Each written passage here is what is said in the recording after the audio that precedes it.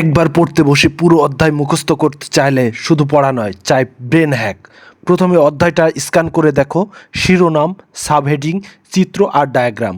এটা ব্রেনকে road map দেয়। এরপর পড়ো অ্যাক্টিভ রিকল দিয়ে। এক অনুচ্ছেদ পড়ে চোখ বন্ধ করে মনে করার চেষ্টা করো।